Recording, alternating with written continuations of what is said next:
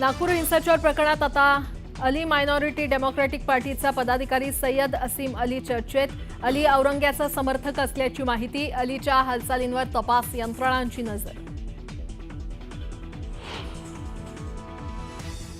नागपुरात हिंसाचार घडवण्यासाठी 3 ठिकाणी निवडक लोकांची बैठक। बैठकीत हिंसाचाराचं नियोजन करण्याचे निर्देश दिल्याची न्यूज 18 लोकमतला सूत्रांची माहिती।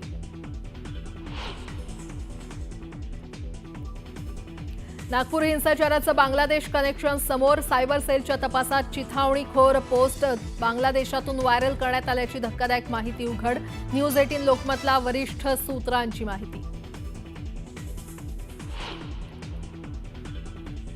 दगडफेक आणि जाळपोळीच्या घटनेनंतर नागपुरात संचारबंदी कायम। 11 वस्त्यांमध्ये संचारबंदी असल्यानं आजही शाळा बंद राहणार।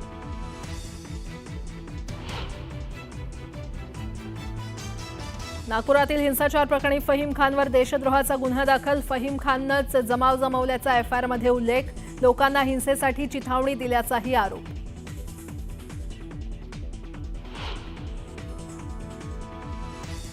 खुलताबादमधील औरंगजेबाच्या कबर परिसरात सुरक्षा वाढवली तर पुरातत्व विभागानं कबरीभोवती लावले लोखंडी पत्रे।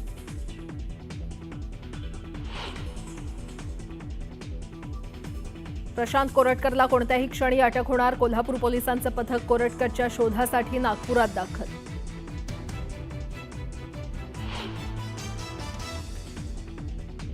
दिशा साली यांच्या मृत्यूची नव्यानं चौकशी करण्याबाबत दिशाच्या वडिलांची हायकोर्टात याचिका। सामूहिक बलात्कार करून हत्या केल्याचा आरोप। याचिकेत आदित्य ठाकरे आणि किशोरी पेडणेकरांवरही आरोप।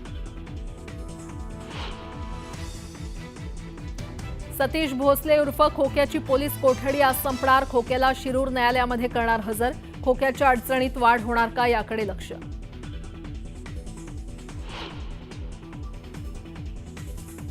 नाशिकमध्ये दुहेरी हत्याकांडानं खळबळ। 2 सख्ख्या भावांची कोयत्यानं वार करत हत्या। मृतांपैकी एक राष्ट्रवादीचा पदाधिकारी।